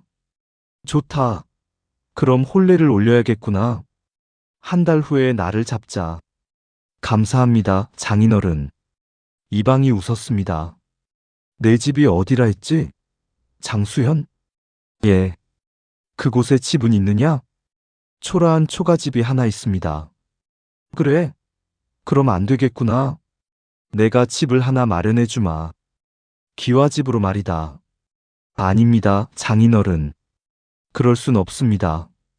사위가 제대로 된 집도 없이 어찌 내 딸을 모시겠느냐? 내가 해주고 싶어서 하는 일이니 받아라. 이방은 그뿐만이 아니었습니다. 논도 5마지기 마련해 주마. 그리고 소 2마리도. 장인어른, 너무 과분합니다. 아니다. 내 딸을 부탁하는 것인데 이 정도는 해야지. 그리고 네가 문과 공부를 계속할 수 있게 책도 사주겠다. 저는 눈물이 났습니다. 이렇게 좋은 일이 제게 일어나다니. 한 달 후 혼례를 올렸습니다. 마을 사람들이 모두 모여 축하해 주었습니다. 손진사, 복이 터졌구만. 이방 어른의 사위가 되다니. 저는 부끄러웠지만 행복했습니다. 신혼집은 이방이 마련해준 기와집이었습니다.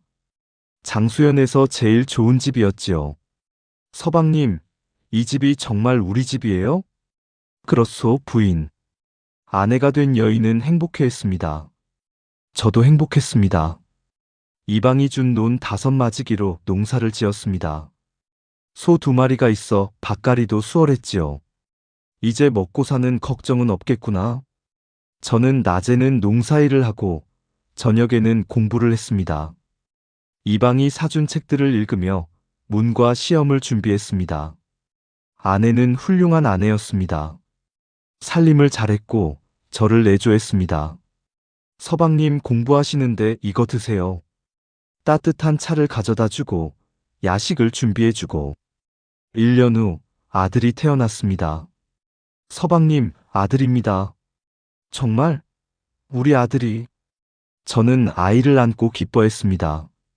이보다 행복할 수 없었습니다. 2년 후 딸도 태어났습니다. 집안은 웃음소리로 가득했습니다. 그리고 3년 후 저는 마침내 문과에 급제했습니다. 합격. 손진사가 문과에 급제했다. 마을이 들썩였습니다. 장인 이방도 기뻐했습니다. 역시 내 사위야. 내가 믿었다. 저는 벼슬길에 올랐습니다.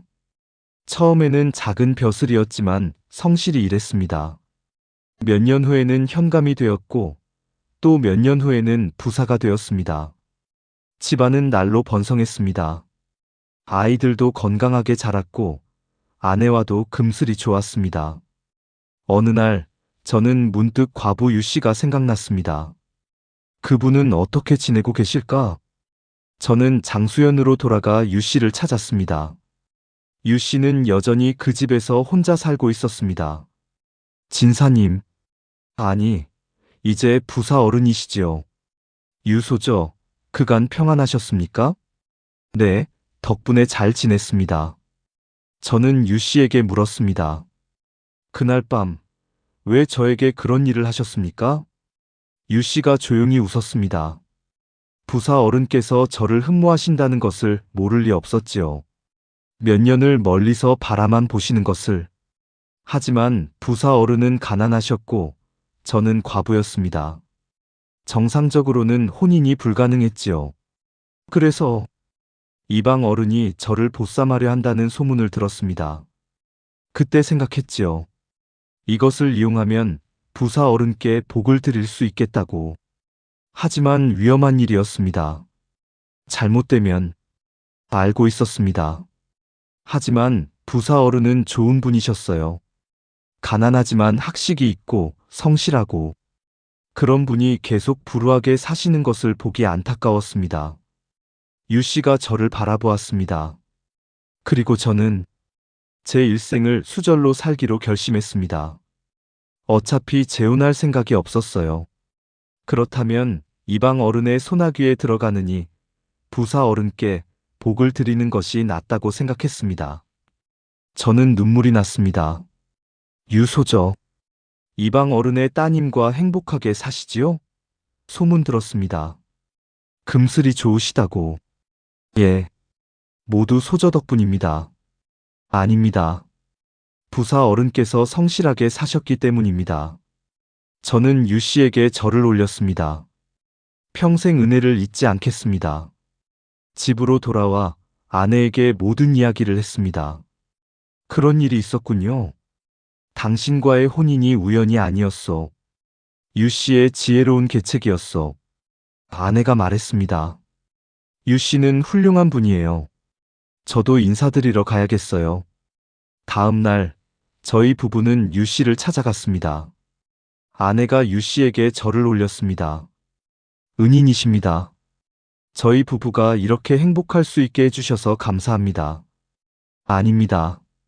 서로 인연이 다 그렇게 된 것이지요. 저희는 유 씨를 자주 찾아뵙고 도왔습니다.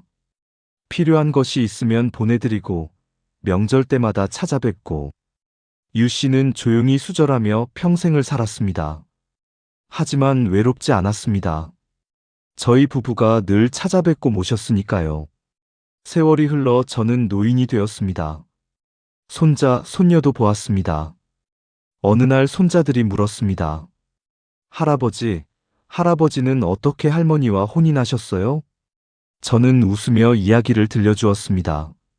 할아버지가 젊었을 때 말이다. 참 희한한 일이 있었단다. 그리고 그날 밤의 일을 이야기했습니다. 보쌈 당한 일, 이방의 딸과 혼인한 일. 와, 정말 신기한 일이네요. 그렇지? 인생이란 알 수 없는 것이란다. 때로는 예상치 못한 곳에서 복이 찾아온다. 손자들이 물었습니다. 그럼 유 씨 할머니는 어떻게 되셨어요? 훌륭하게 사셨지. 수절하며 평생을 살다가 편안히 돌아가셨단다. 우리가 장례도 모셨고, 유 씨 할머니는 참 지혜로운 분이셨네요. 그렇다. 자신의 복은 포기하고 다른 사람의 복을 만들어주신 분이지.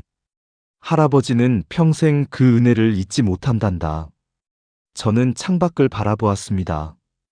유소저 고맙습니다. 당신 덕분에 저는 이렇게 행복한 삶을 살았습니다.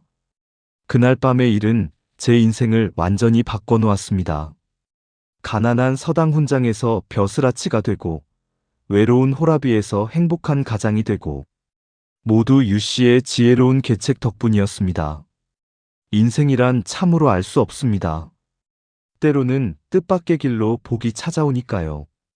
그리고 그 복을 알아보고 잡는 것, 그것이 지혜입니다.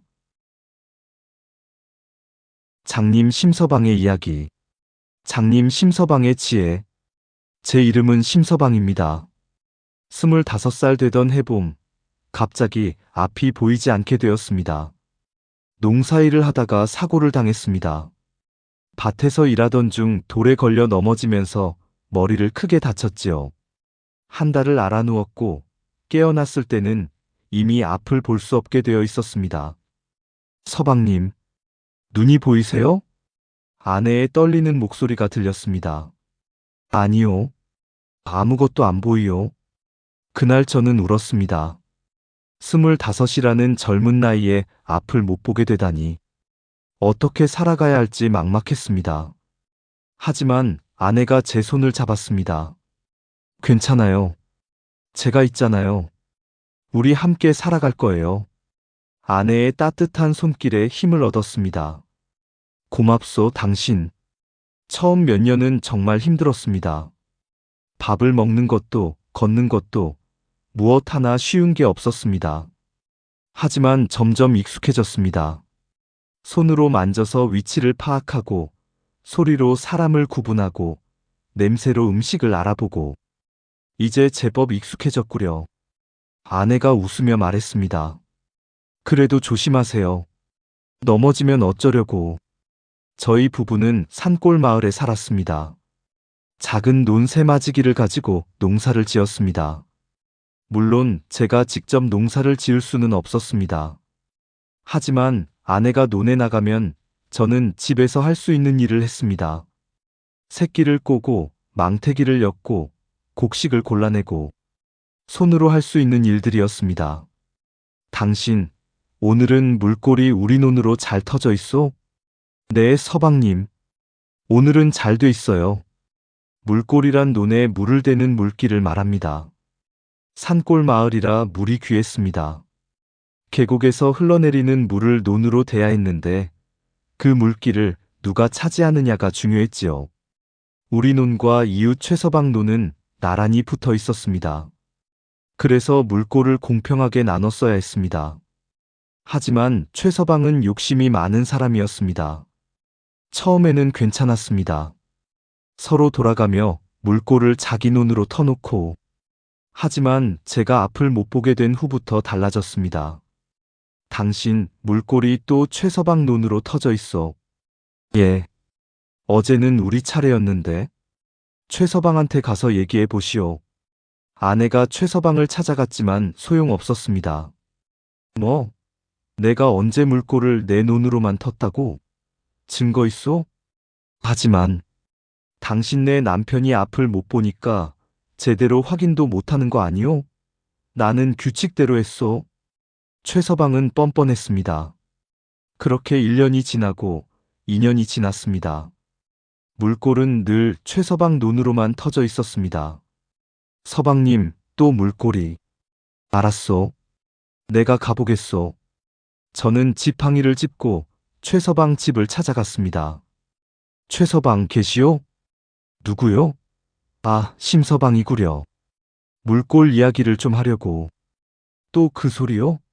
내가 몇 번을 말해야 알아듣겠소? 나는 규칙대로 하고 있다니까. 하지만 우리 노는 물이 부족해서. 그건 내 알 바 아니오.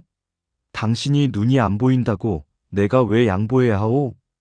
최서방의 말에 저는 주먹을 불끈 쥐었습니다. 하지만 어쩔 수 없었습니다.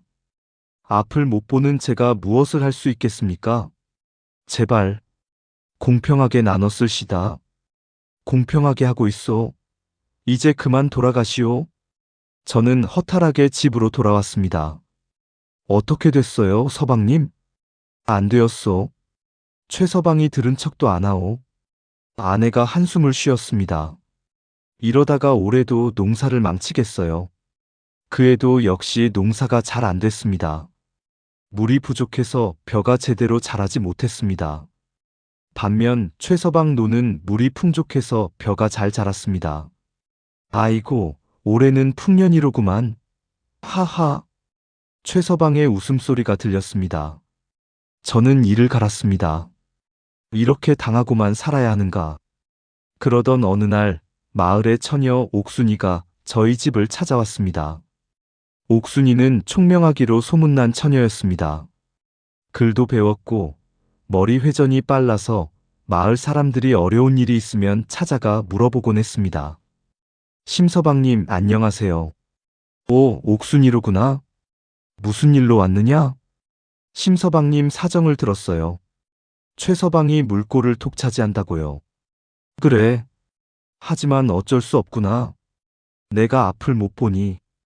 아닙니다. 이대로 당하고만 계실 겁니까?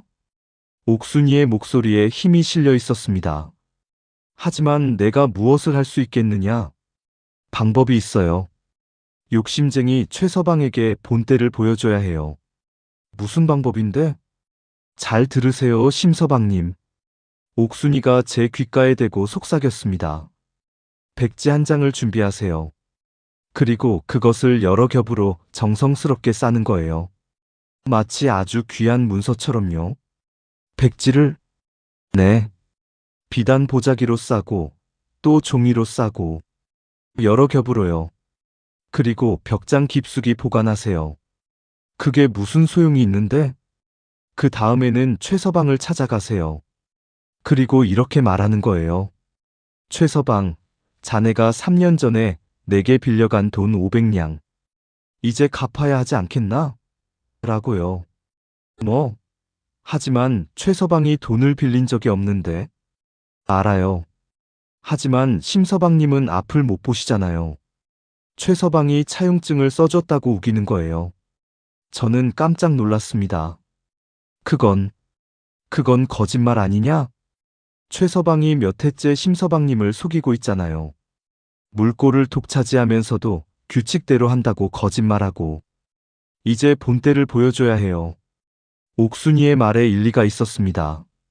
하지만 관아에 가면 들통날 텐데. 들통나지 않아요. 제가 다 계획했으니 믿고 따라하세요. 저는 고민했습니다. 이렇게 거짓말을 해도 되는 것일까? 하지만 몇 해째 최서방에게 당하기만 한 것을 생각하니 화가 났습니다. 좋다. 해보자.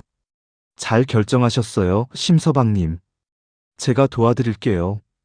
옥순이는 백지를 가져와 정성스럽게 여러 겹으로 쌌습니다. 자, 이제 이것을 벽장 깊숙이 보관하세요. 그리고 며칠 후에 최서방을 찾아가세요. 알겠다, 옥순아. 고맙구나. 천만에요. 욕심쟁이는 벌을 받아야죠. 저는 옥순이가 준 문서를 벽장에 넣었습니다. 손으로 만져보니 정말 여러 겹으로 쌓여 있었습니다. 이것으로 최서방을 혼내줄 수 있을까? 설레면서도 두려웠습니다.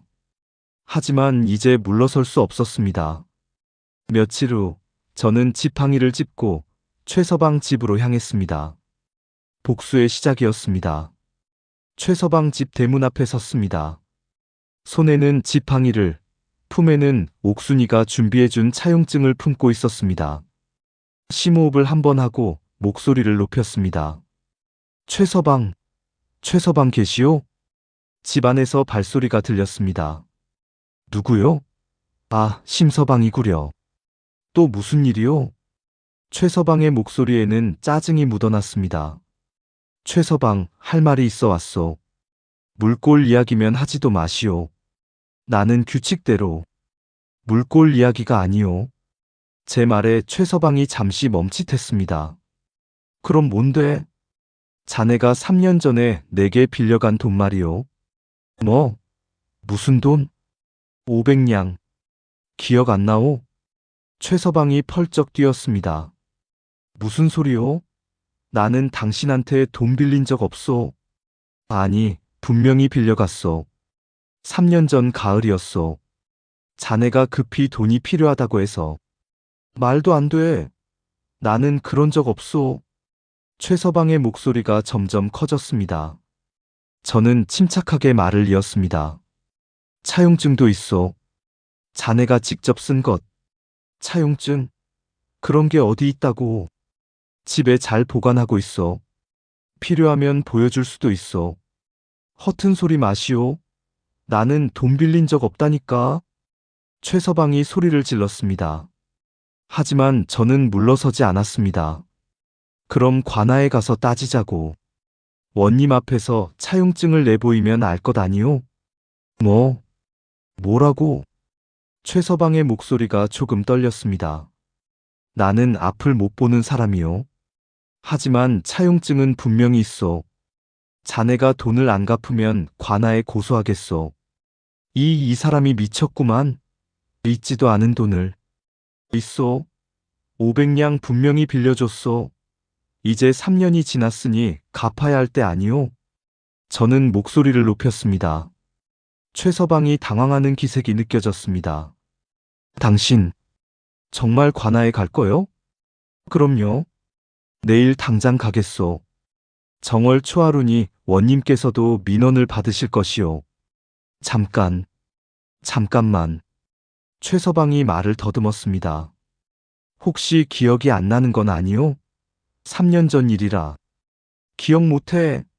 나는 그런 돈 빌린 적 없다고. 줬소. 그럼 내일 관아에서 보시다. 저는 지팡이를 짚고 돌아섰습니다. 잠깐. 심서방.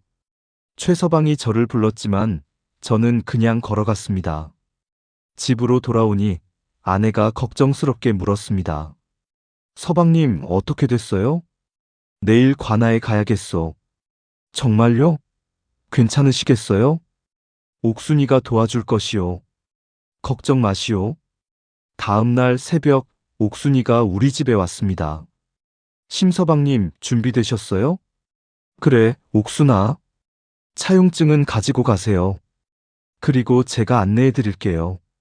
옥순이가 제 팔을 잡고 함께 관아로 향했습니다.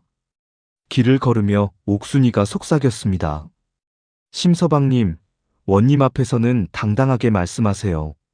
눈이 안 보이시니까 차용증을 믿고 돈을 빌려줬다고요. 알겠다. 그리고 최서방이 뭐라고 하든 흔들리지 마세요. 걱정 마라, 옥순아.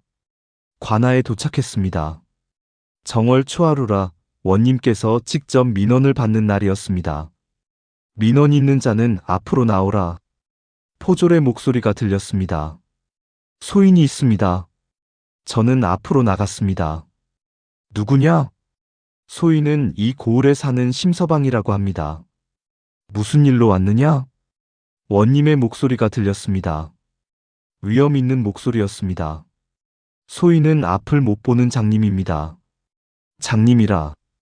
그래서 이후 최서방이 3년 전 소인에게 500냥을 빌려갔는데 갚지 않고 있습니다. 500냥이라면 큰 돈이구나. 증거가 있느냐? 예, 원님. 차용증이 있습니다. 저는 품에서 여러 겹으로 쌓인 문서를 꺼냈습니다. 포졸이 그것을 받아 원님께 올렸습니다. 원님과 포졸들이 한 겹 한 겹 벗겨내기 시작했습니다. 이게 참 여러 겹으로 쌓여 있구나. 소인이 앞을 못 보다 보니 귀한 문서는 이렇게 정성껏 보관했습니다. 계속해서 겹을 벗겨냈습니다. 한 겹, 두 겹, 세 겹. 아니, 이게 언제까지? 포졸이 투덜거렸습니다. 마침내 가장 안쪽에서 백지가 나왔습니다. 이게 백지가 아니냐? 원님이 소리쳤습니다. 저는 당황한 척 말했습니다. 예? 백지라고요? 그렇다. 아무것도 쓰여 있지 않다. 아니, 그럴 리가. 분명 최서방이 차용증을 써줬는데. 저는 목소리를 떨었습니다. 원님, 소인은 앞을 못 봅니다. 최서방이 차용증을 써준다고 했는데 설마 백지를 준 것입니까?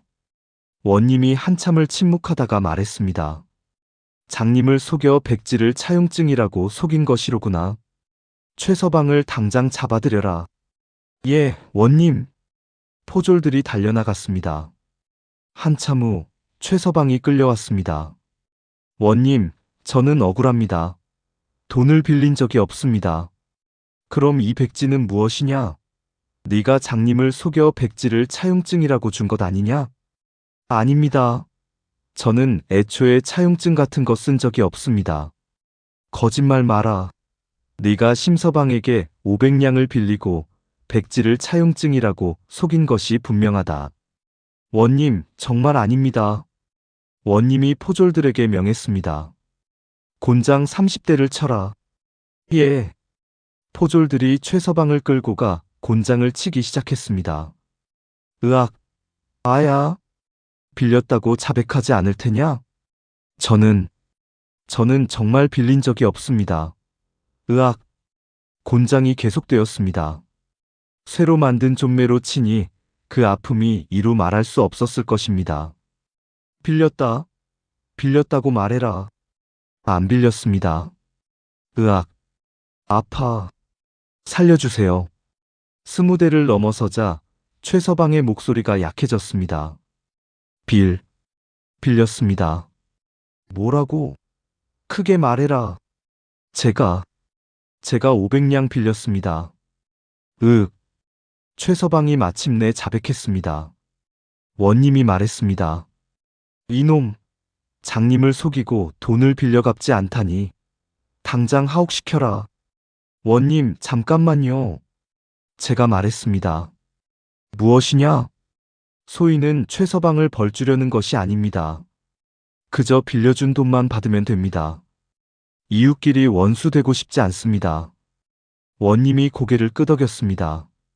그래, 내 마음이 착하구나. 좋다. 최서방. 예. 한 달 안에 500냥을 갚아라. 그리고 심서방을 집까지 무사히 모셔다 드려라. 알겠느냐? 예. 관할을 나왔습니다. 최서방이 비틀거리며 제 곁으로 왔습니다. 심서방. 곤장을 맞아 제대로 걷지도 못했습니다. 집까지 모셔다 드리겠소. 최서방이 제 팔을 잡았습니다. 손이 떨리고 있었습니다. 마을로 돌아가는 길 한참을 침묵 속에 걸었습니다. 심서방. 최서방이 조용히 말을 꺼냈습니다. 정말 돈을 빌려준 것이요? 저는 잠시 망설였습니다. 그리고 조용히 대답했습니다. 최서방, 솔직히 말하겠소. 돈은 빌려준 적 없소. 최서방이 걸음을 멈췄습니다. 뭐라고? 차용증도 가짜요. 백지일 뿐이요. 그럼 나를 속인 거요? 최서방의 목소리가 떨렸습니다. 그렇소. 어떻게 그럴 수가. 저는 지팡이를 땅에 짚으며 말했습니다. 최서방, 몇 해째 자네가 나한테 한 짓을 생각해 보시오. 물꼬를 독차지하면서도 규칙대로 한다고 거짓말했소. 내가 앞을 못 본다고 얼마나 우습게 봤소? 그건 나도 사람이요. 억울하고 분했소. 하지만 앞을 못 보니 어쩔 수 없었소. 그래서 이런 방법을 쓴 것이요. 최서방이 한참을 침묵했습니다. 심서방, 미안하오. 내가 잘못했소. 욕심이 과했소. 최서방의 목소리에 진심이 느껴졌습니다. 물꼬를 독차지한 것도 미안하오. 당신이 앞을 못 본다고 함부로 대한 것도. 하지만 500냥은 너무 큰 돈이오. 나한테 그런 돈이 어디 있겠소? 최서방이 떨리는 목소리로 말했습니다. 저는 한참을 생각했습니다. 이 사람도 반성하고 있구나. 이 정도면 됐지 않았을까? 최서방. 예. 내가 원하는 건 500냥이 아니오. 그럼 자네 논 네 마지기를 내게 주시오. 그럼 500냥은 받은 것으로 하겠소. 최서방이 깜짝 놀랐습니다. 논 네 마지기라고? 그렇소. 자네 논 중에서 물골 옆에 있는 네 마지기 말이오. 그 논은 최서방이 가장 아끼는 논이었습니다. 물이 풍족하고 수확도 많이 나는 좋은 논이었지요. 그 논을. 최서방이 말을 잇지 못했습니다. 싫으면 500냥을 갚으시오. 아니면 다시 관아에 가서 원님께 말씀드리든지. 아니요. 최서방이 한숨을 쉬었습니다. 알겠소. 그 논을 드리겠소. 좋소. 그럼 내일 문서를 작성합시다. 다음 날 마을 어른들을 모시고 문서를 작성했습니다. 최서방이 심서방에게 논 네 마지기를 넘긴다. 이로써 500냥의 빚은 청산된 것으로 한다. 어른들이 증인으로 도장을 찍었습니다. 그렇게 해서 저는 논 네 마지기를 얻었습니다. 며칠 후 옥순이가 찾아왔습니다. 심서방님, 축하드려요. 고맙다, 옥순아. 내 덕분이야. 아니에요. 심서방님께서 용기를 내셨잖아요. 그래도 네가 계획을 세워주지 않았으면 불가능했을 것이다. 옥순이가 웃었습니다. 욕심쟁이는 결국 벌을 받는 법이에요. 최서방도 이제는 정신 차렸을 거예요. 실제로 최서방은 달라졌습니다. 심서방, 안녕하시오. 길에서 만나면 먼저 인사를 했습니다. 예전처럼 거들먹거리지 않았습니다. 물꼴은 이제부터 공평하게 나눠 씁시다. 고맙소, 최서방. 그 해부터 물꼴은 공평하게 나뉘었습니다. 저희 논에도 물이 충분히 왔고 농사가 잘 되었습니다. 게다가 얻은 논 네 마지기 덕분에 수확이 크게 늘었습니다. 서방님, 올해는 쌀이 정말 많이 났어요. 아내가 기뻐했습니다. 그래요. 이제 먹고 사는 걱정은 없겠소. 마을 사람들도 칭찬했습니다. 심서방 참 대단해. 앞을 못 보는데도 최서방을 골탕 먹였다니. 욕심쟁이는 벌을 받아야지.